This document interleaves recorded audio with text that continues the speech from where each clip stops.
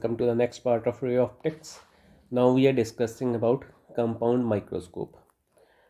As the name suggests, it is a combination of two convex lenses in order to produce a magnification greater than that what can be produced by the simple microscope. So with the help of compound microscope we can produce magnification having which is of the order of few thousand. It consists of two convex lenses which are placed coaxially at the ends of the two metal tubes which can slide one into the other. One lens which receives the light rays coming from the object, which is known as objective lens, which is a convex lens of small focal length and small aperture. Other lens we use it is called eye lens or eyepiece or ocular, which is a convex lens of large focal length and large aperture. It is placed near the eye so that observer can observe the final image formed by the microscope. The distance between the two lenses, it can be changed according to requirement with the help of rack and pinion arrangement. We are discussing its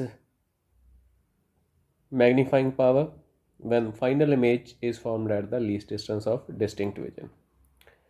In this case, the object AB is just placed outside the first principal focus of the objective lens so that its real and inverted image A dash B dash is formed on the other side of the lens. U naught is the distance of object from the objective lens and V naught is the distance of image A dash B dash from the optical center of the objective lens, that is O. Now with the help of the rack and pinion arrangement, the distance between the optical centers of objective lens O and eye lens E is adjusted such that the image formed by the objective lens, that is A dash B dash, it comes in between the first principal focus FE and the optical center E of the eye lens. In this case, by adjusting the distance of object A dash B dash from the optical center E of the eye lens, the final image can be obtained at least distance of distinct vision. That is, final image A double dash B double dash can be formed at a distance capital D, which is the least distance of distinct vision with respect to the optical center E of the eye lens. In this case, the magnifying power can be defined as the ratio of the angle subtended at the eye by the final image to the angle subtended by the object at the eye when seen directly, when both are present at least distance of distinct vision. That is, m is equal to beta over alpha. As already we have used the assumptions, angles are very small, so they can be replaced with their corresponding tangents. So we can write m equal to tan beta over tan alpha. Now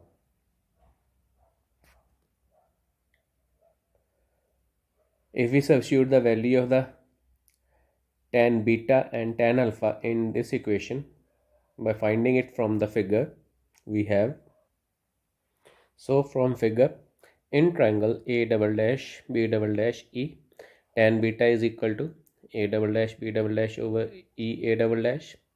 Also in triangle CA double dash E, tan alpha is equal to A double dash C over E A double dash, because A double dash C and AB, they are equal to each other, so we can write this as tan alpha equal to AB over E A double dash, because A double dash C is actually the position of the object in front of the eye at least distance of distinct vision, so that we can measure its angle with respect to the principal axis of the eye lens.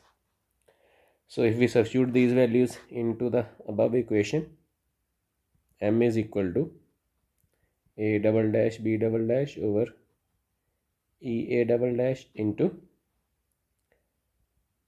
EA double dash over AB. Now EA double dash get cancelled, we are having A double dash B double dash over AB. So if we multiply this equation and divide also with factor A dash B dash, we can write this as M equal to A double dash B double dash over A dash B dash multiplied by A dash B dash over AB. Now this is A double dash B double dash over A dash B dash. It is a ratio of the size of final image A double dash B double dash to the size of the image A dash B dash, which is actually acting like an object for the eye lens. So we call this as the magnification of the eye lens. We can write it as ME. A dash B dash is image for the objective lens. AB is the object for the objective lens. So here the size of the image A dash B dash divided by size of object AB for the objective lens is the magnification for the objective lens. We can write which as MO. Thus the total magnifying power of the compound microscope is equal to the product of the magnification produced by the objective lens and the eye lens. Here eye lens is simply behaving like as a microscope, simple microscope. So in this case we can write for eye lens ME, it will be equal to 1 plus D over FE.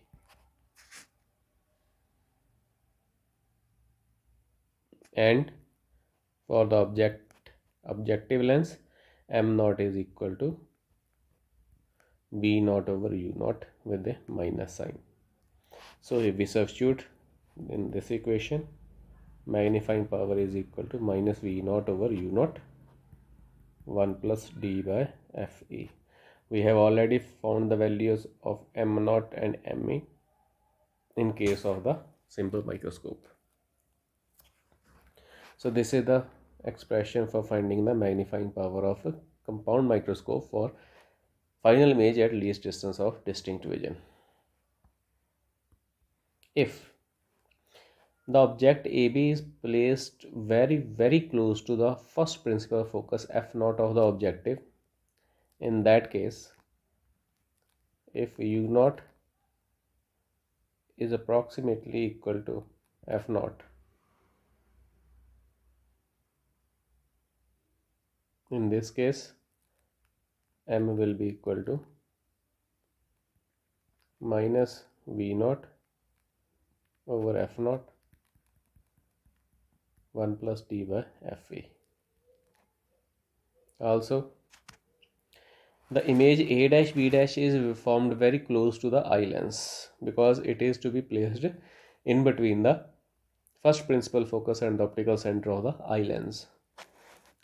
Because eye lens focal length is also small, it is short, so we can say is that V naught is approximately equal to L, where L is the length of microscope tube, that is the distance between the optical center of the two lenses. So in this case M naught will be equal to minus L over F naught. So we can write down magnifying power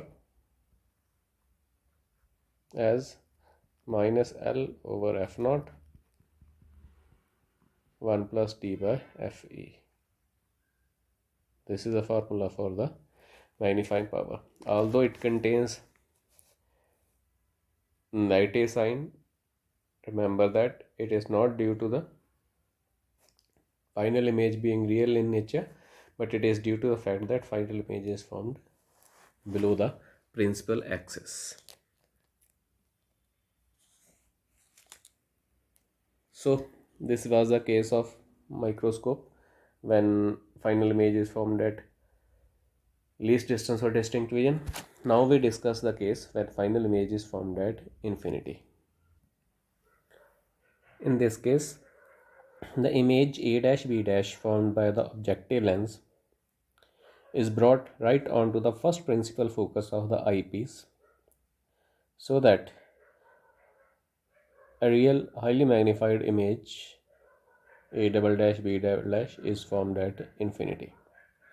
So in this case, again the magnifying power will be the ratio of the angle subtended by at the eye by the final image formed at infinity to the angle subtended by the object at the eye when seen directly. So in this case, by going again with the calculations done earlier, we can prove that magnifying power will be equal to product of magnification of objective lens and that of the eyepiece. M naught magnification of the objective lens will be equal to minus L over F naught, and that of eyepiece it will be D over Fe. So magnifying power will be minus L over F naught into D by Fe. L here is the length of the microscope tube, or you can say the distance between the optical center of the two lenses.